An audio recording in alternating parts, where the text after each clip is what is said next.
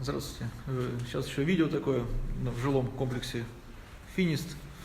Вот хотим показать по поводу стены, потолков. Дом монолитный. Вот, получается тоже,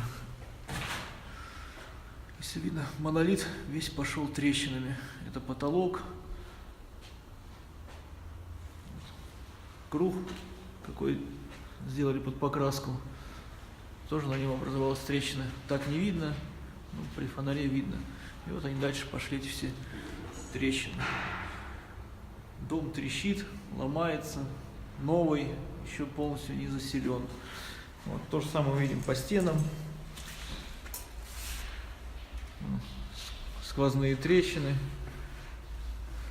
Здесь получается колонна бетонная, и тоже через нее проходит трещина. Вот так вот.